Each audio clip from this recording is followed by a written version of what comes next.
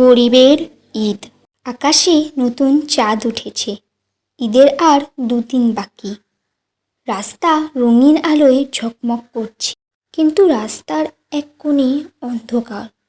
সেখানে এক ছোট্ট কুঁড়েঘরে থাকত আব্দুল, তার বউ ফাতেমা ও তার ছোট্ট মেয়ে আয়েশার সঙ্গে।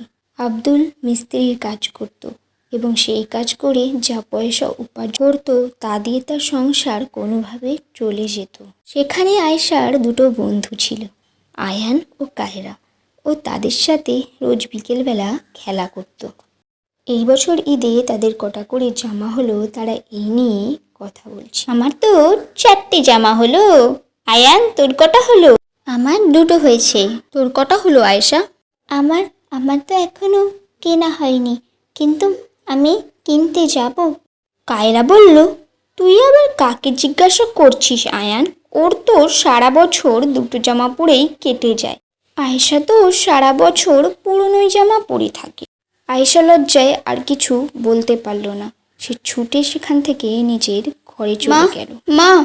ফাতেমার কাছে গিয়ে আয়েশা বলল, মা, এই 2 দিন পর তো ঈদ, কি এই বছরও আমাদের নতুন জামা হবে না?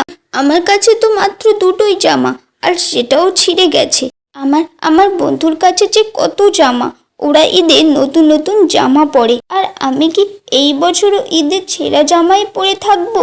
না, এর থেকে ভালো হতো কি ঈদ আসতোই না। ফাতেমার খুব খারাপ লাগলো। সে ভাবলো সে তার মেয়ের এইটুকানি ছোট্ট শখ পুরো করতে পারবে না।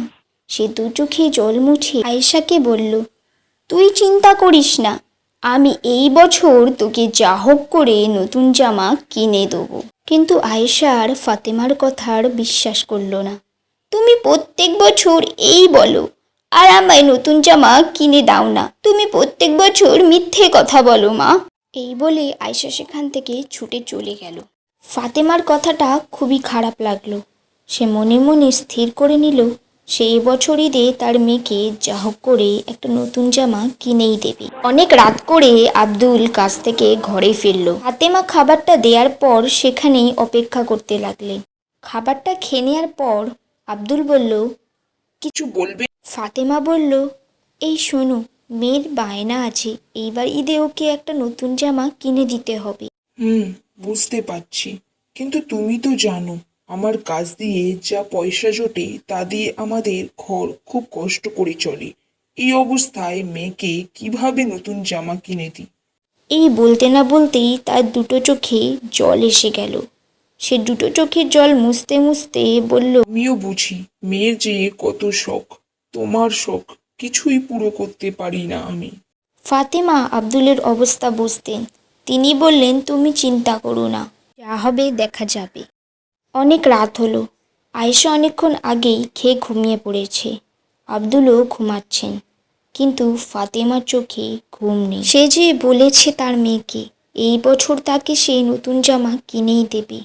হঠাৎ তার মনে পড়ল, বহু বছর ধরে বাড়ির বারান্দায় একটা সেলাই মেশিন পড়ে রয়েছে। সে সেলাইয়ের কাজও জানত। ঈদের 1-2 দিন আগেও অনেকের সেলাইয়ের কাজ বাকি থাকে। যা করে তাহলে সে কিছু পয়সা উপার্জন করতে পারবে। সে বাইরে গিয়ে ঘরের দেওয়ালে একটা কাগজ লাগিয়ে দিল, এখানে ঈদের জন্য লুঙ্গি, জামা কাপড় সেলাই করা হয়। সকাল হলো, আজ চাঁদ রাতের দিন। আব্দুল কিছু না খেয়েই কাজের সন্ধানে ঘর থেকে বার হলো। ইতিমধ্যে ফাতেমা আয়েশাকে খাবারটা দিয়ে তার ঘরের কাজ সারতে লাগলো। তেমনি তার বাড়ির সামনে দিয়ে কে যেন ডাক দিল, ফাতেমা, ফাতেমা, তুমি কি ঘরে আছো?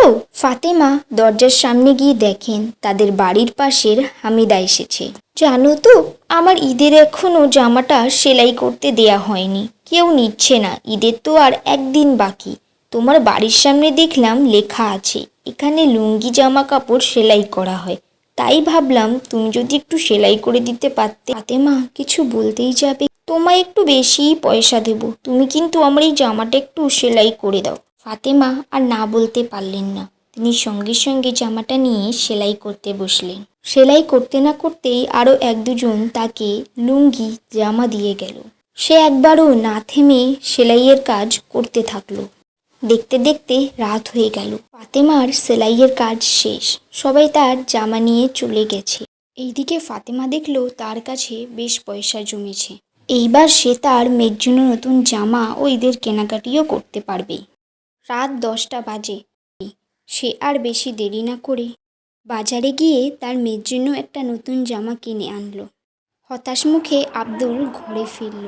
আব্দুল ফাতেমাকে বলল, জানো তো, আজও অনেকক্ষণ ঘুরে কোনো কাজ পেলাম না। ফাতেমা বলল, তোমায় ওসব নিয়ে চিন্তা করতে হবে না, আমি ব্যবস্থা করে নিয়েছি। কি করলে তুমি? ফাতেমা তাকে সব খুলে বলল। সে কিভাবে সেলাই করে পয়সা উপার্জন করেছে, তা দিয়ে তার মেয়ের নতুন জামা ও ঈদের কিছু কেনাকাটা করেছে। আব্দুল শুনে বেশ খুশি।